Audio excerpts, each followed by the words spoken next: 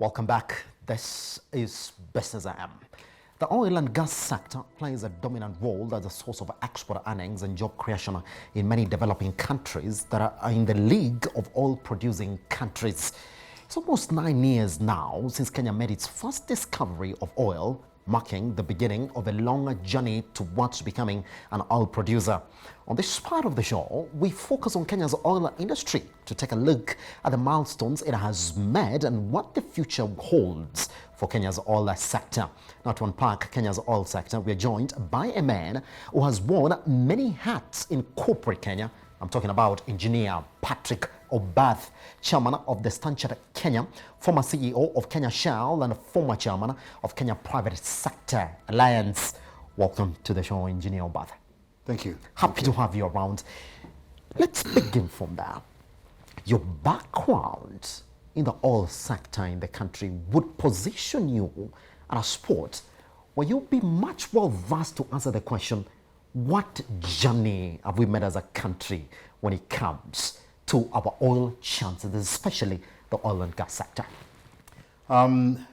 I presume your question is around the crude oil. Yes. Yeah, because you could talk about the other sector as well. But this is the upstream sector of the business. Yes.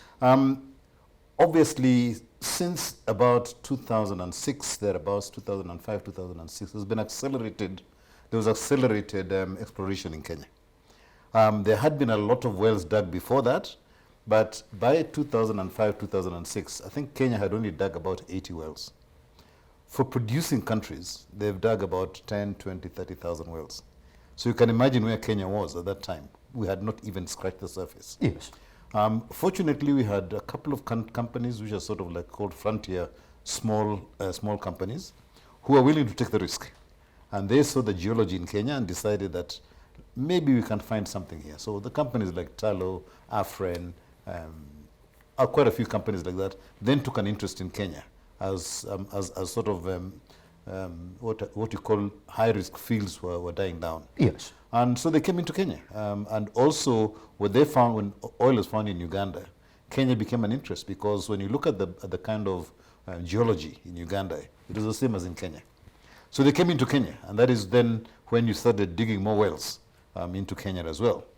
So then oil was discovered. And when oil was discovered, we said, yes, now we're going to starting on our journey to becoming an oil-producing nation. Yes. But that journey is not easy. And that's the key thing. It's not an easy journey. You see countries like Nigeria, you see countries like Angola in Africa, you see countries like Libya, who are all oil producers, and Equatorial Guinea as well. They've been through a journey that is longer than where we are at now. Yes. And even if you look at our neighbor Uganda, they found oil about 4 years earlier than us. And they're still not exporting oil either.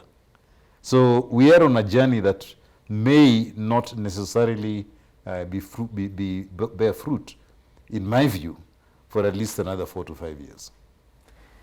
And that's something that's a question that anybody would ask you. You know, every time we have news about, well, Kenya now plans to join the League of Oil-Producing Countries. We've discovered another well, we've discovered another hotspot for oil. People will say, wow, finally, we are in that league. What is this intricate process that a country must go through before they say, well, now we've broken the duck in terms of joining the League of Oil-Producing Countries? The key thing is, one, you have got to find what are called proven reserves. Yes. The quantity of oil in the ground has got to be such that it makes economic sense to invest, to get it out and put it to the market and make your money to repay your investments. And in Kenya, the big investment is obviously the route to market, which is the pipeline, plus the export facilities. So that is the first thing. You've got to find sufficient oil to make that happen. Yes. And for the investor, who is the person who has been exploring, he needs to recoup his money as well, because they take a big risk. And out of, say, 10, 20 fields that they invest in, maybe it's only one, or even out of 100, only one might give them the return. So you can imagine the amount of money they've sunk in terms of doing the exploration, and they need to get that back. Yes. So what they have to do is to do several things. Once you find oil, you've got to prove that there is enough. Finding it only shows it is there. but it doesn't tell you that you actually have the quantity. So when you find the first well, that tells you, yes, there's oil here. The geology will then tell you, we expect this is the extent of where the oil is going to be. Yes. You've then got to drill a lot of holes just to make sure that what you've seen by mapping by geology means there is physical oil in the ground. And once you've done that, then you have an appreciation of the volume that is there in the ground. Yes.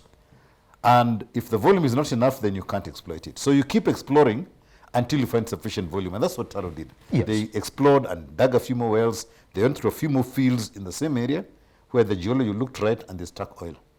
Once they've found sufficient and say, now we have a reasonable reserve of proven quantities, then you now need to look at how does the field behave. You do field modeling. Yes. To make sure that you understand that the extraction process is going to flow at this rate. Therefore, our extraction is going to be at this rate. And if we do, how long is that going to last?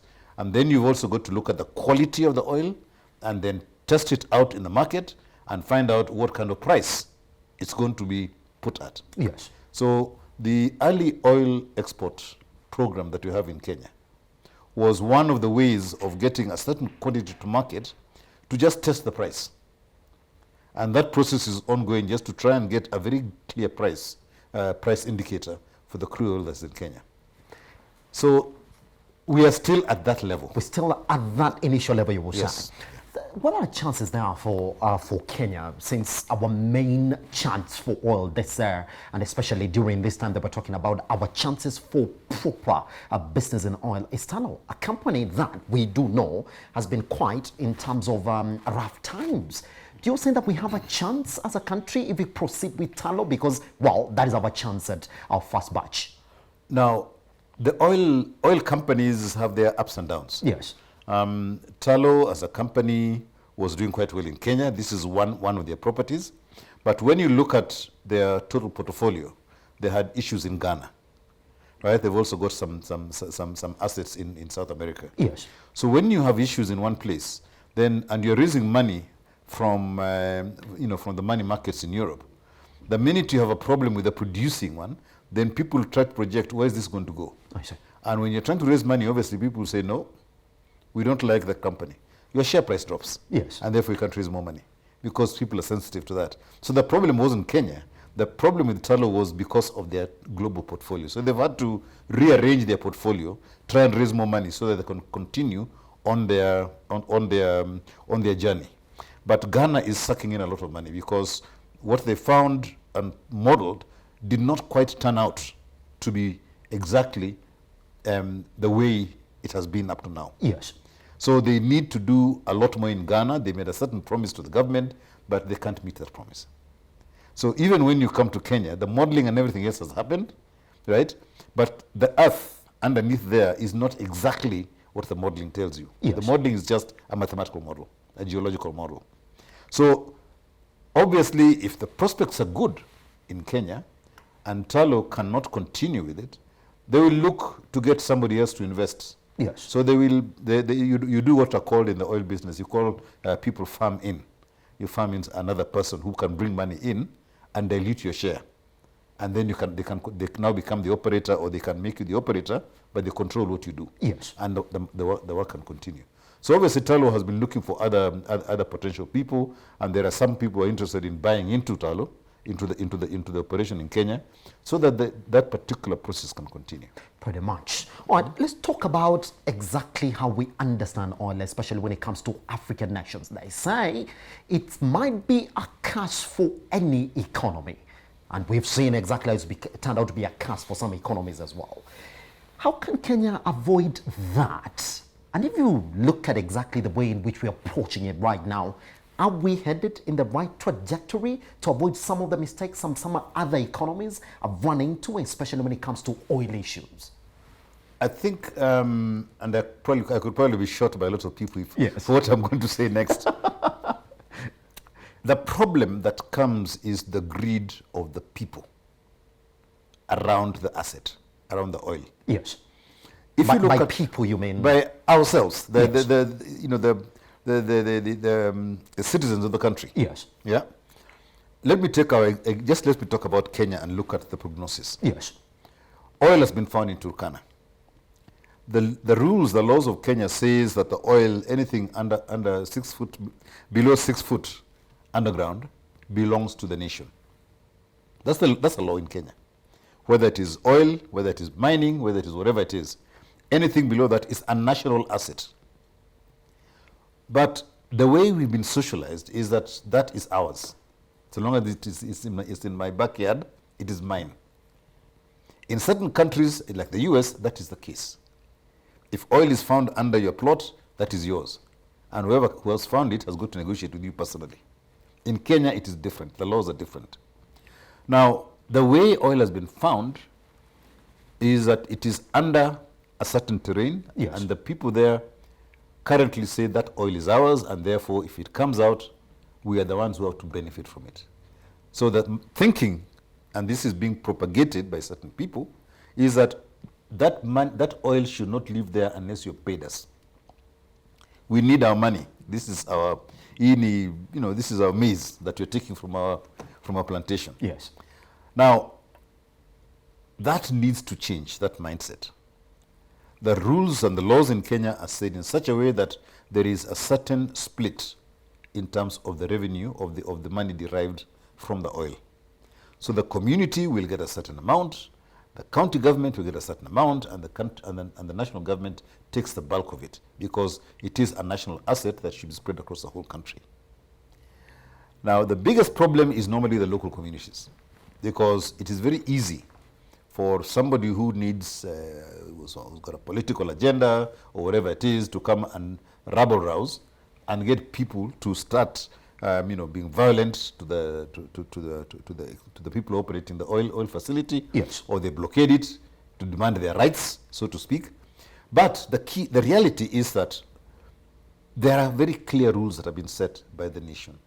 And what you should do is to tell people to understand that you have a share. But the other thing is, that share does not come up front. Because the oil has to be found, it has to be sold, and then you get your money. It's just like the tea industry, right? You sell, you send your tea out, Yes. but the person who's taking your tea is taking it in trust. They then take it, they sell it, and whatever it is, they remove their cost, and eventually they give you the price back. Yes. Now, in the oil business, and the way the international agreements are signed between the government and the oil companies who are exploring, is that they have to recover their costs first. And this goes on a sliding scale. So when you get the oil to market and you start getting your money back, the large amount of that money will go to the oil explorer for them to get back the amount of money that they've sunk in there, plus their risk premium. Yes. Because they took a risk, they could have got nothing. So they got a risk premium on that as well. So that will be recovered. So at the beginning, most of the money will go towards that person.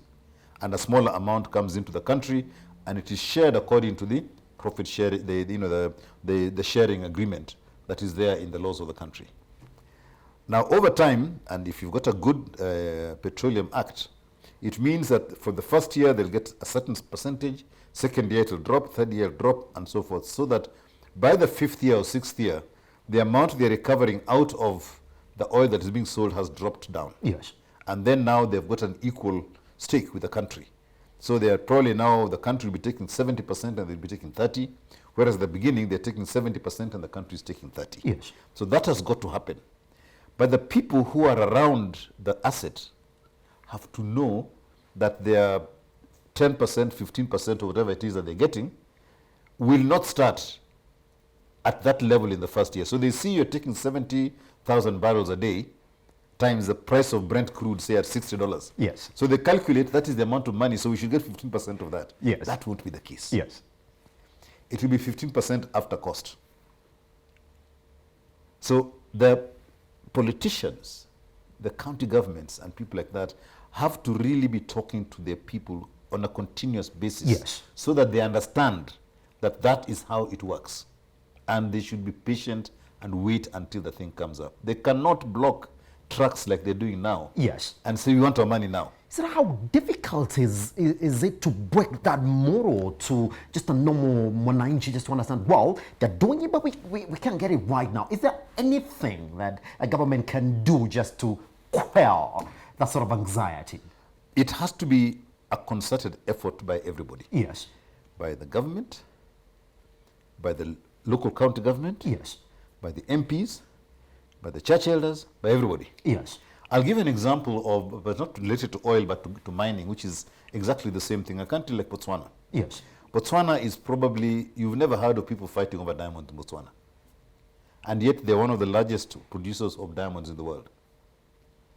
What they did when they found diamonds, as a government, they started telling people, this money is going to be late. It's not going to come soon. Yes. So please don't expect it now. It's not going to happen in the next 4 years, 5 years, but as it comes, we shall let you know. That was said by the head of state. The whole of parliament was educated. That was what they were saying. The local chiefs and leaders were told exactly the same thing. So the whole country, over a period of 4 to 5 years, as they were developing it, were all having that conversation. So in Kenya, we need to have that conversation on a regular basis from the top, in parliament, everywhere. Yes. Not only on oil and gas, but also on mining. Because mining has got a similar trajectory to oil and gas. There's deposits that have been found in Kakamega. Yes. And there's a very, very rich deposit around, starting from Kakamega all the way to the lake through Siaya and that area. And the same conversation needs to happen in that place, because the most likely way of finding it is not going to be to dig big holes in the ground. They're going to do artisanal mining. They're going to go down, and then they're going to dig shafts and extract it from underneath people's homes. Yes. So you may be here, but the factory is over there, and they've dug down and they've come under your home. Yes. So this whole thing has to be understood, because oil is exactly the same. So we need to have a national conversation in the country, such that every person in Kenya, whether they're a herder in Narok, or a fisherman in Lamu, or a farmer in Nakuru, all of them have to understand that the process of extracting oil, gas, or even minerals does not automatically mean that you get money today. Yes. There's a very clear process, and the proceeds are going to be on a pro rata basis. So it's not an easy thing. We need a continuous national conversation. Engineer, let's move on to another conversation, especially when it comes to Kenya's chance at controlling prices of pump in the country. Yes. That's something that goes on. I mean, you listen and you say Kenya is an energy-driven economy. Every time you affect the price of fuel, everything else changes. Yes. But then there's this feeling that, wow, but there is no will to control it, to bring it down. It's like we're always revising it at once.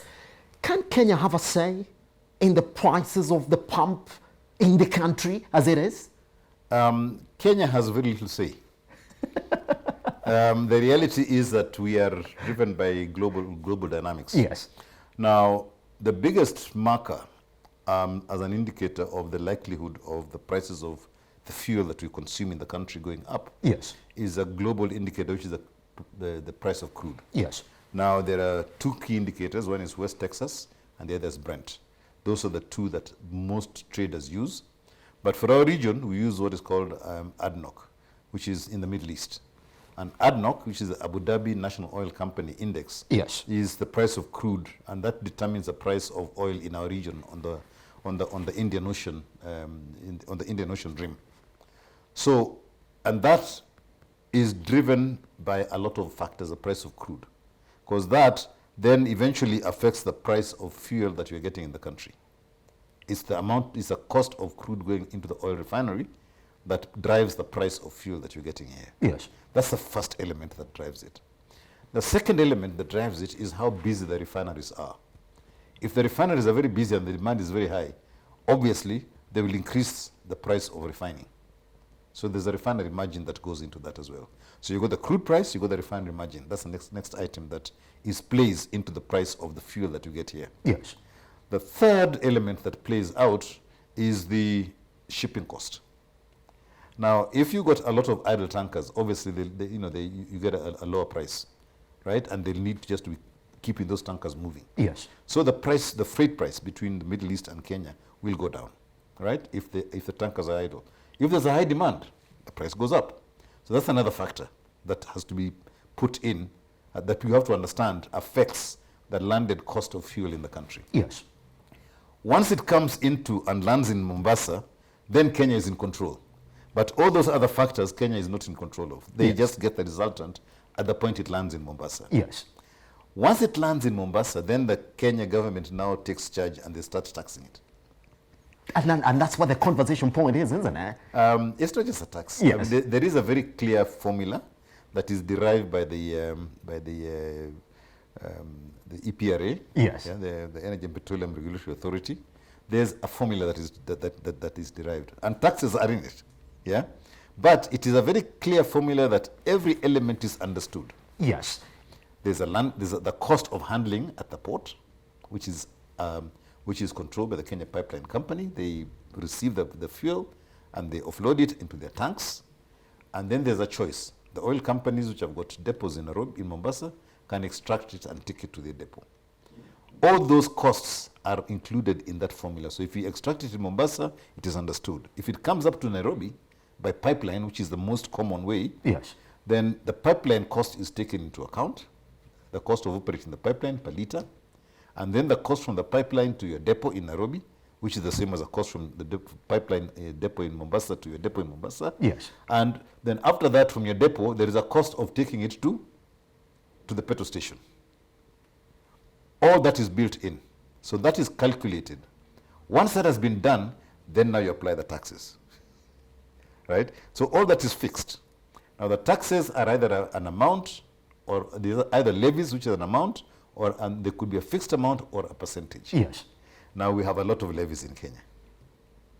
And if you take the average percentage that taxes take in the price of oil in Kenya, I would say it's roughly in the range of 40 to 50% of your cost of fuel is tax. Which is almost half of that, isn't it? It is very high, yes. Which begs the question, engineer, then. Yeah. I mean, if we know very well that our economy is fuel-driven, should we change that formula? Is it not time? Because every time we have to cry about, wow, the cost of energy is on a high in the country. Is it not time for us to revise that formula? I think before I answer that question, I think let us understand what happens with the levies. Yes. The levies are the big one, right? Yes. You got a road maintenance levy, you got a fuel levy. There's about 2 or 3 of them that are in the price of fuel. Now those are supposed to be used to create infrastructure in the country. Yes. Roads, rail, whatever it is. Some of it is maintenance, some of it is investment, capital investment in new roads. Yes. That is happening. And that is necessary for the economy to grow. Yes. So we don't remember that the good roads we are seeing now are paid for by the taxes that gets out of the fuel, right? Predominantly, will you say that though? So Yes. the Kenya government actually puts its money in by using the road maintenance levy and the fuel levy. Yes. So there's a road maintenance levy and there's a fuel levy. There's 2 of them. The road maintenance goes to maintaining the roads. Yes. Now, whether those are honestly 100% applied where they should be is a discussion for another day. Because that is now the Treasury has got to give us the transparency. Yes. That we have collected so much in tax. And we've applied, and we have applied so much in tax Yes. into this area. That conversation needs to take place so that me and you on a regular basis, just like every time they publish the price of fuel going up, they should publish the application of the funds that are coming from that thing. If Yes. they do that on a regular basis, Yes. people understand. But we are our own enemy as a government. Our government is its own enemy. They should actually be talking a lot more about what they do. So yes, the prices are high, right? The taxes are high. But if they're applied properly in the economy, Yes. they're going to stimulate the economy in a different way. Right? If you get good infrastructure, the agricultural produce that is coming from the different parts of the country is going to reach market much easier and much quicker. So the spoiling of produce is not going to happen, or is going to be minimized. Right? the ease of movement across the country for traders and people who are doing business will be improved. Yes. Because you'll be able to get there much quicker and come back. Instead of going from sort of, say, Turkana or Lodwar coming to Kitale and spending a day to travel, and then you spend a day doing business, so you spend 2 nights and then you travel back. If that road was done properly, you could do it you could leave 3 o'clock in the morning, arrive in the morning, do your business, and then leave 3 o'clock in the afternoon and get back for 8 o'clock. Yes. And so if you look at that, there is an impact on the economy if you have good infrastructure. Now that conversation is not happening, right? So yes, I agree, the taxes are very high on fuel in Kenya. And if you remove it, then the productive part of the economy yes. can be spurred to do more, right? But you've got to remember also, so you've got to get a balance between investment in infrastructure and also production once the infrastructure is in place. Yes. So yes, I fully agree that that tax should probably become about 25% of the total cost of fuel. 25 to 30% would not be a bad area. But in the 40 to 50%, that is too high. Because then I believe if you do it in that kind of level, you have a balance between encouraging production, but also investing in infrastructure. But remember always, there's this other factor at the very beginning, the price of crude, the refinery margin, and the cost of transportation into Kenya. Yes. That is what sets most of those fluctuations. Because if you look at the fluctuation in the price of crude this year, I think it opened the year at about $40 a barrel. Yes. We are currently at about 65. So we've already had a $15 increase during the course of the year. Yes. And that translates directly into an increase in Kenya. But it is delayed normally by about 3 months. Yes. Because we order 3 months in advance our fuel. So the trading element also comes in because a lot of it is done in what is called futures. We buy our fuel today based on the projected price 3 months from now. Yes. And if at that point in time where the fuel is delivered, the projection that we had is not the same, the price could have dropped. But we're still getting But it. we're getting it at that price. Yes. Yeah. Pretty much. Let's talk about then the plans from Treasury and the Energy Department just to cushion the economy from these high energy prices, especially when talking about high global energy prices. They introduced last year something they're calling the diesel levy. That should it cross $54 a barrel in international prices, then we don't have to feel that hit because we have some sort of hedge fund in terms of 5 shillings and 40 cents locally that you collect. So that now you cushion the economy from that. What's your feeling about that? Because we are still waiting for that to get implemented. I think we're going down a slippery slope. South Africa does that. Yes. They have a balancing fund where they say we will set our national price at this level. That level. And we will, if it goes below, we'll be collecting and putting into a fund. Yes. If it goes above, we'll be paying out to keep it at that level. That playing around, as you see the volatility of oil prices and everything else, is playing Russian roulette, in my view. Let the market drive itself. Let the government not get involved in trying to control a price. That the factors that are setting that price are well beyond the control of the government. Yes. They shouldn't try and control something where the original price of the commodity is not under their control. If it is maize in Kenya, yes, let's do that. Because we're importing to do a shortfall, but most of it we're producing. Yes. Or if it is beans and stuff like that, stuff that we do in Kenya. But oil, I think if we try and do that, we're going down a slippery slope. And the Treasury may find itself not able to pay out what they should be paying out. Yes. Yeah. Are you saying that? Well, but also, yes. also on top of that, just the reputation of funds in the country. The funds, when they're sitting there, people begin to draw out of them for other reasons. Yes. Right? They're not locked in for what they need to be done. Yes. So I would caution strictly against going down that route. Pretty much. All right, engineer, let's therefore shift gear to what can be positive. Well, even 4 or 5 years, then we say, well, Kenya is now in that league of oil producing countries.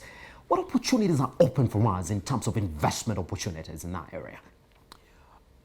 There are several considerations in terms of creating investment opportunities. Yes.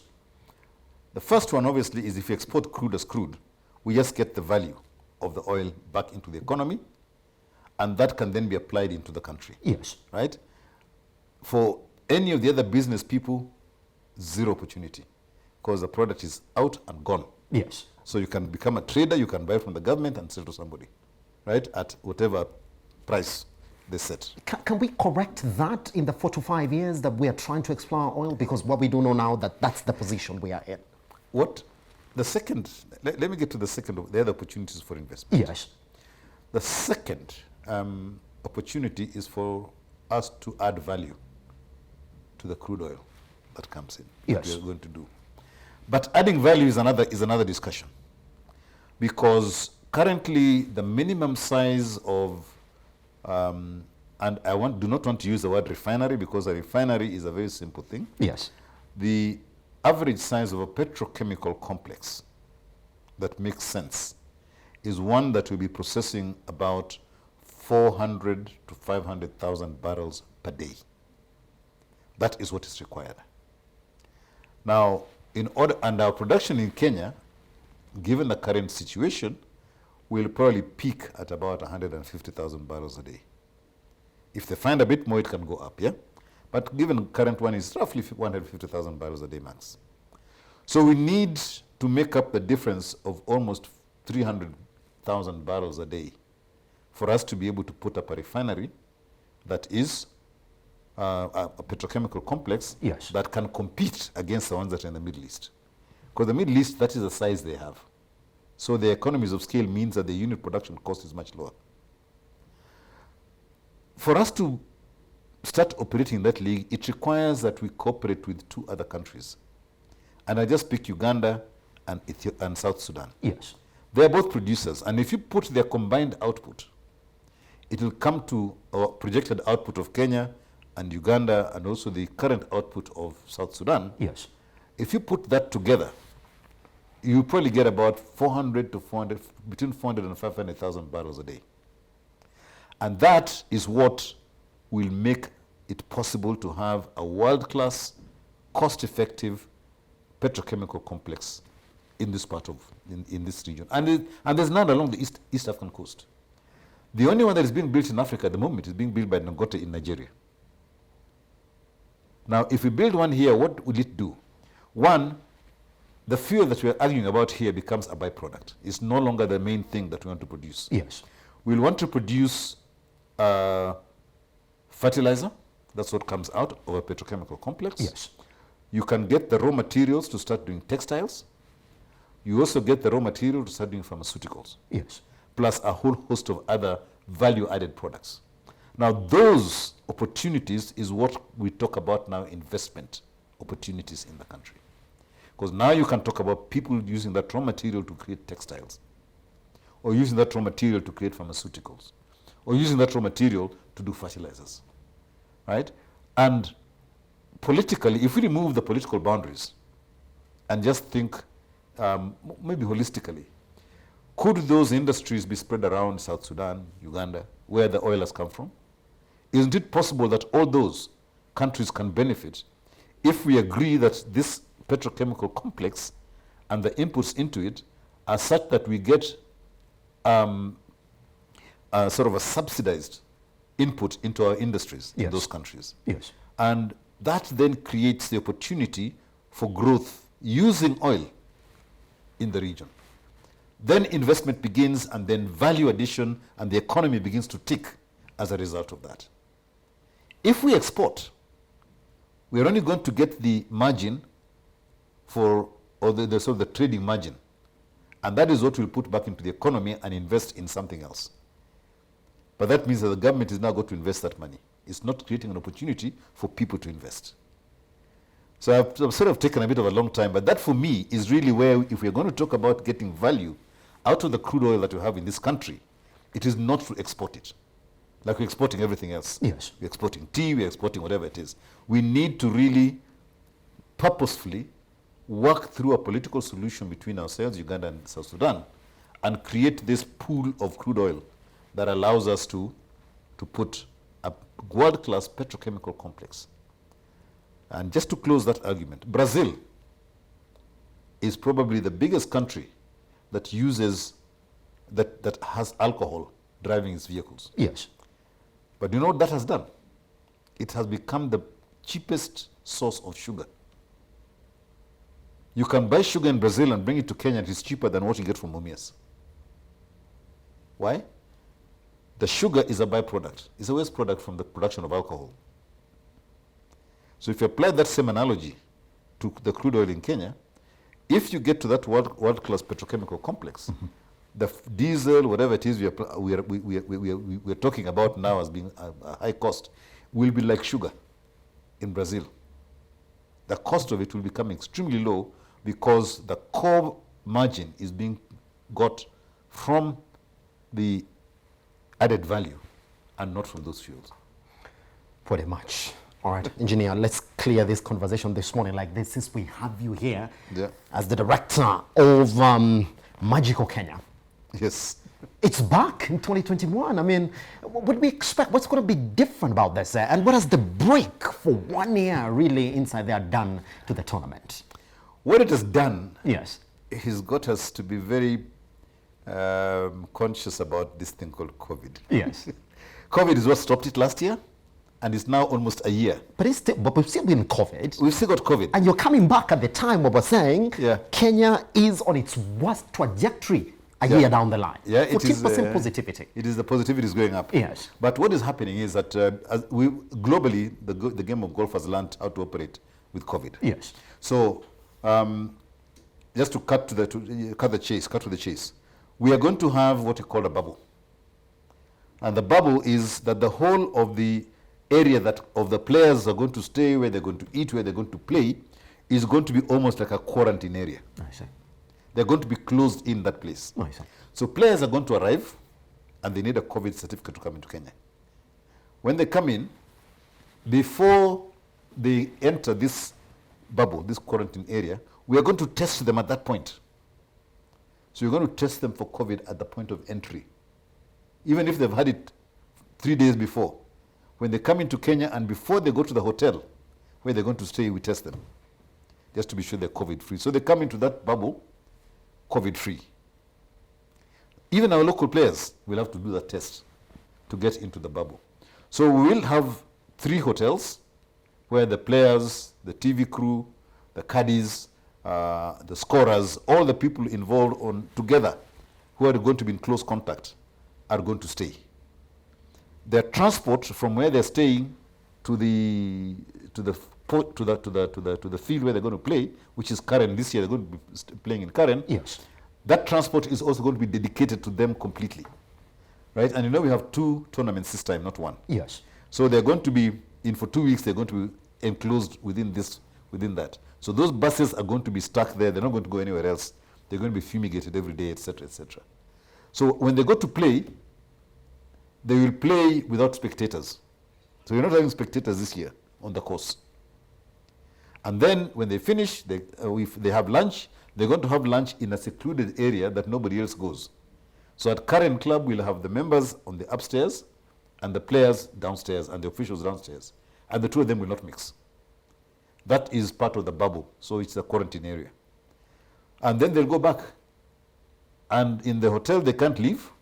They just relax, they'll do whatever it is, play on their computers and wait for the following day. And then they come back to the course again.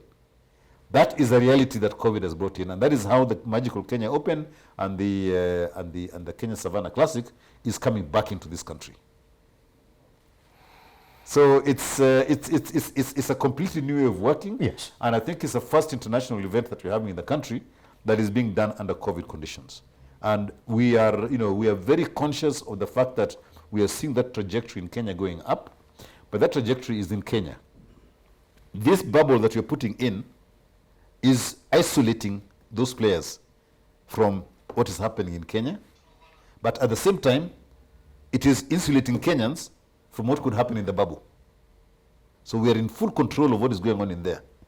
So if you have somebody who has this Spanish flu or the South African one or whatever it is, if it manifests itself within that quarantine area, Yes. those guys will be locked in there. They won't touch anybody in Kenya. And then we quarantine them for 2 weeks, whatever it is, until they're treated, and then they go out of the country. So that is not going to be a source of COVID into Kenya. Neither are we, and we're also protecting them from anything happening here. So that curve doesn't worry us. Pretty much. This morning, we were joined by Engineer Obath going over what our chances are when it comes to oil and also clearing there on 2021 Magical Kenya. Now, you do know exactly what you will expect. Engineer, thank you very much for joining us this morning. My pleasure. It was a pleasure as well. We take a short break. Once we come back, economic review. Top on that, the cost of unga, meaning ugali might be expensive. We'll be telling you exactly how the ban of importation from Uganda and Tanzania is bound to affect Kenya once we come back.